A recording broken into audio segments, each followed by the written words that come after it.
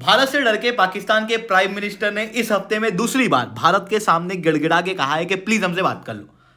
आप क्लियरली यहां पर देख सकते हो कि रिसेंटली पाकिस्तान के prime minister Pakistan, Turkey, Azerbaijan trilateral summit में प्रेजेंट थे इन अजरबैजान लचिन, और यहां पर इनके द्वारा कहा गया कि हम भारत के साथ में बातचीत करने को तैयार हैं on the issue of Kashmir, water sharing and terrorism. और ऐसा इन्होंने कोई पहली बार नहीं कहा, इसके पहले भी ईरान के तेहरान के अंदर एक रीजनल पीस डायलॉग के अंदर इनके द्वारा कहा गया था कि हम भारत के साथ में बातचीत करने को तैयार हैं। और जब भी ये भारत से इस तरीके से गिड़गिड़ा रहे हैं कि प्लीज हमसे बात कर लो, उसके अंदर इनके मेन 3 पॉइंट हैं। पहला कि कश्मीर के इशू को रिजॉल्व करने के लिए हम यूनाइटेड नेशन के रिजोल्यूशन के अनुसार, कश्मीरी लोगों की इच्छा के अनुसार कश्मीर के इशू को रिजॉल्व करने को तैयार हैं। पहला पॉइंट इनका ये है। दूसरी तरफ भारत के अंदर जो आतंकवाद है, उस आतंकवाद को निपटाने के लिए हम सिंसियरिटी के साथ में ओपनली बात करने को तैयार हैं। तीसरी बात इन्होंने कही कि भारत के साथ में जो लंबे समय से व्यापार हमारा रुका हुआ है, उस व्यापार को वापस से रिज्यूम करने के लिए भी हम इंटरेस्टेड हैं। बस भारत जो है वो इंडस का पानी छोड़ दे। इन सारी चीज़ों के जवाब में भारत ने कहा कि आप बात करने को तैयार मत रहो, आप काम करने को तैयार रहो। हम जब तक आपसे बात नहीं करेंगे जब तक कि आप आतंकवाद को पूरी तरीके से पाकिस्तान से ख़त्म नहीं कर देते, पाकिस्तान ऑक्यूपाइड कश्मीर को रिटर्न नहीं कर देते और ये नहीं मान लेते कि पाकिस्तान का कश्मीर के अंदर कोई लेना देना नहीं है, कश्मीर भारत का एक इंटरनल मैटर है और उसके अंदर भारत इन 3 कंडीशन में कभी भी कॉम्प्रोमाइज़ नहीं करेगा। जैसे ही ये तीनों कंडीशन पाकिस्तान मान लेता है, उसके बाद से हम पाकिस्तान से बात करने को तैयार हैं। और भारत की जो 3 कंडीशन है, ये बहुत ही क्लियरली दर्शाती है कि भारत शांति को तैयार है, बट अपनी सॉवरेनिटी और नेशनल सिक्योरिटी की ताक पे नहीं।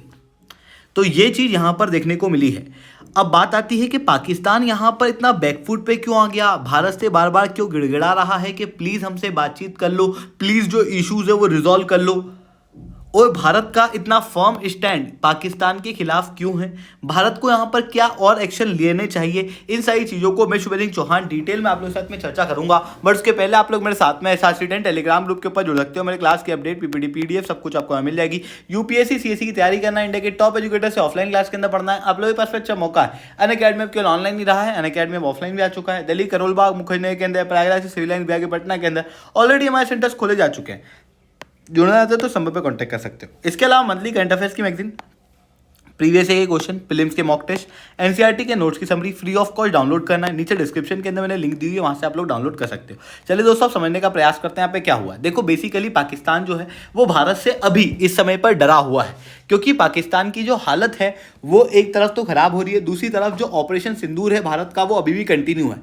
आप सब जानते हो कि कल भारत ने एक सिविल डिफेंस की एक्सरसाइज करनी थी, हालांकि उसे पोस्टपोन कर दिया गया है। बट ये दिखाता है कि यार भारत जो है वो कुछ करने को तैयार है, भारत जो है वो अपनी तैयारी जारी रखे हुए है।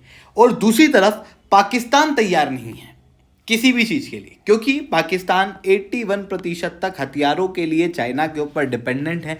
और जो ऑपरेशन सिंदूर के अंदर हम लोगों ने शुरुआत में पाकिस्तान के अंदर आतंकवादी संगठनों पर अटैक किए, उनके अंदर क्लियरली ये देखने को मिला कि पाकिस्तान के हथियार बिल्कुल कचड़ा हैं और भारत के पास में मेजर सुपीरियरिटी है, क्योंकि 7 मई के दिन भारत ने लगभग 9 आतंकवादी कैंप डिस्ट्रॉय किए, 11 एयरबेस पाकिस्तान के ऑलरेडी डिस्ट्रॉय कर दिए गए, ब्रह्मोस और S-400 जैसे हथियार जो है वो भारत के पास में अवेलेबल हैं। वहीं दूसरी तरफ पाकिस्तान जिन चाइनीज़ हथियारों के ऊपर डिपेंडेंट था, उन चाइनीज़ हथियारों ने लोट लगा दी, कुछ भी नहीं कर पाई।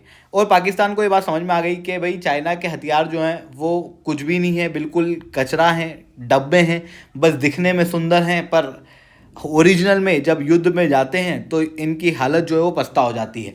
दूसरी तरफ इंडस वाटर ट्रीटी की वजह से पाकिस्तान और ज़्यादा डरा हुआ है। आप क्लियरली शहबाज शरीफ के जो स्टेटमेंट है उसके अंदर देख सकते हो, उन्होंने इंडस वाटर ट्रीटी के अबेंस को क्रिटिसाइज करते हुए कहा कि प्लीज़ आप वापस से पानी छोड़ दो, क्योंकि भारत ने जो इंडस वाटर ट्रीटी को सस्पेंड किया, इसका असर पाकिस्तान के फूड सिक्योरिटी, इकोनॉमिक सिक्योरिटी के ऊपर तो पड़ेगा ही, यानी कि नॉर्मल आबादी, सिविलियन आबादी के ऊपर तो पड़ेगा ही, उसके साथ में एक बड़ा असर पाकिस्तान की मिलिट्री के ऊपर ही पड़ने वाला है। क्योंकि देखो, पाकिस्तान के अंदर जो भी न्यूक्लियर वेपन्स हैं, जो भी हथियार हैं, उन हथियारों को मेंटेन करने के लिए लार्ज अमाउंट ऑफ वाटर चाहिए होता है, वो इंडस और उनकी ट्रिब्यूटरीज से आता है। ये आप देख सकते हो, मैक्सिमम जो पाकिस्तान के अंदर उनके न्यूक्लियर साइट्स हैं, वो सब इंडस और उनकी ट्रिब्यूटरी के पास देखने को मिलेंगे। ऐसी कंडीशन में पानी के शॉर्टफॉल होने की वजह से पाकिस्तान को यहाँ पर अपने न्यूक्लियर आर्सेनल भी कम करने पड़ेंगे और लोगों को पानी जो है वो पहुँचाना पड़ेगा। ऑलरेडी पाकिस्तान का आर्थिक स्थिति बहुत अच्छी है नहीं, उसमें भी अगर क्रॉप फेलियर जैसी सिचुएशन हो जाएगी तो पाकिस्तान की हालत और ज़्यादा ख़राब हो जाएगी। क्योंकि पाकिस्तान का जो ओवरऑल एक्सटर्नल डेब्ट है वो लगभग $125 बिलियन के आसपास देखने को मिल रहा है। उसके साथ में जो अभी IMF ने बेल आउट दी है, उन IMF की बेल आउट के अंदर भी पाकिस्तान को ऐसा कोई बहुत बेनिफिट नहीं मिलने वाला है। क्योंकि इतनी बड़ी आबादी के अंदर चंद बिलियन डॉलर पाकिस्तान को कोई बहुत बेनिफिट दे नहीं देंगे, क्योंकि इनके ऊपर $125 बिलियन का ओवरऑल रूप से लोन देखने को मिल रहा है। वहीं एक तरफ पाकिस्तान की हालत इस तरीके से हो रही है, दूसरी तरफ भारतीय अर्थव्यवस्था मजबूत है और भारत का जो ऑपरेशन सिंदूर है वो अभी भी कंटिन्यू है और उसके लिए लगातार हम लोग एक्शन ले रहे हैं। जैसे अभी सिविल डिफेंस ड्रिल जो है वो होनी थी, हालांकि उसको पोस्टपोन कर दिया गया, पर ये खबर जो है पाकिस्तान के अंदर पहुंची कि यार ऑपरेशन शील्ड चल रहा है भारत के अंदर, मतलब भारत जो है वो अपनी तरफ से तैयारी करके रख रहा है। ऐसी कंडीशन में पाकिस्तान जो है वो भयभीत है, डरा हुआ है और इसी वजह से ग्लोबल फोरम के ऊपर जाके कह रहा है कि प्लीज़ इंडिया हमसे बात कर लो। दूसरी तरफ एक और पर्पज़ यहाँ पर ये भी हो सकता है, देखो पाकिस्तान की हमेशा से ये स्ट्रेटजी रही है, क्या करते हैं सबसे पहले ये हमको प्रोवोक करते हैं, प्रोवोक करने के बाद फिर भारत कहता है कि भाई मत करो, फिर ये प्रोवोक करते हैं। जैसे ही हम एक्शन लेने की बात करते हैं ये न्यूक्लियर वेपन के पीछे जाके छिप जाते हैं, न्यूक्लियर वेपन की बड़ी बड़ी धमकियां जो है वो देना शुरू कर देते हैं। इस बार भारत उन धमकियों से डरा नहीं और भारत ने बता दिया कि तुम्हारी कोई भी न्यूक्लियर साइट सेफ नहीं है। क्योंकि हम लोगों ने जिन भी जगहों पे पाकिस्तान के अंदर अटैक किए वो सारी जगह पाकिस्तान के अंदर जो न्यूक्लियर साइट्स थी उनके पास में है। तो पाकिस्तान को समझ में आया कि अच्छा ये तरीका भी नहीं काम करेगा। अब इन्होंने ग्लोबल लेवल पे एक नया आउटक्राई भी शुरू कर दिया है कि भाई हम तो पीस के लिए तैयार हैं, हम बात करने को तैयार हैं, आप तो भारत को मनाओ, भारत जो है वो बात कर ले तो हम भी बात कर लेंगे। तो दूसरी तरफ भारत का भी कहना क्लियर है कि भाई हम भी बात करने को तैयार हैं, पर उसके लिए पाकिस्तान अपनी हरकतें ठीक करे। हालांकि यहाँ पर केवल कहानी भारत और पाकिस्तान तक सीमित नहीं है, एक थोड़ा सी बड़ी पिक्चर भी देखने को मिलती है। क्योंकि यहाँ पर चाइना जो कि भारत का मेन दुश्मन है, जिसकी बदौलत पाकिस्तान इतना उचक रहा है, दूसरी तरफ आपको बांग्लादेश देखने को मिलेगा जहाँ पर भी पाकिस्तान का इन्फ्लुएंस काफ़ी ज़्यादा है। ऐसी कंडीशन में भारत ऑलरेडी 3 फ्रंट के ऊपर इश्यूज झेल रहा है और इन चीज़ों के लिए भारत डायरेक्ट पाकिस्तान के साथ में कॉन्फ्लिक्ट में ऑलरेडी आ चुका है।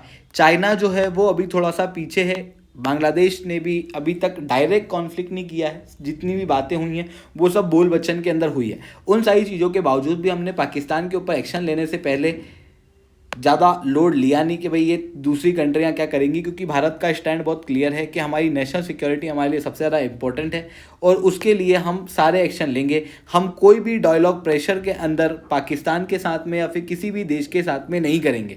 अगर कोई देश हमारे ऊपर मिलिट्री एक्शन लेता है, हथियारों से एक्शन लेता है, तो हम उसका जवाब हथियारों से ही देंगे, भले ही हम एक फ्रंट पे हों, भले ही हम 2 फ्रंट पे हों, भले ही हम 3 फ्रंट पे हों। वाटर डिप्लोमेसी का भी अब बाकायदा प्रयोग किया जाएगा, यानी कि केवल हम अगर युद्ध लड़ेंगे तो बॉर्डर के ऊपर युद्ध नहीं लड़ेंगे बल्कि दूसरी जगहों पे भी युद्ध लड़ेंगे। तो ये चीज़ें यहाँ पर कही गई हैं जो कि देखने को मिल रही हैं। आई होप ये सारी बातें आपको समझ में आई होंगी। लेक्चर अच्छा लगा तो लाइक करना, लेक्चर बहुत अच्छा लगा और नीचे 7 कमेंट करना। यूपीएससी सीएससी तैयारी करना, इंडिया के टॉप एजुकेटर्स ऑफलाइन क्लास के अंदर पढ़ना, आप लोगों के पास में अच्छा मौका है। अनअकैडमी केवल ऑनलाइन ही रहा है, अनअकैडमी ऑफलाइन भी आ चुका है। अगर आप जुड़ना है तो समय पर कॉन्टैक्ट कर सकते हो। इसके अलावा मंथली करंट अफेयर्स में प्रीवियस क्वेश्चन, फिल्म्स की मॉक टेस्ट, एनसीईआरटी के नोट्स की summary free of cost download करना, नीचे डिस्क्रिप्शन के अंदर मैंने लिंक दी है, वहाँ से आप लोग डाउनलोड कर सकते हो। ठीक है दोस्तों, आज के इतने। That's all from my side. जय हिंद, जय भारत।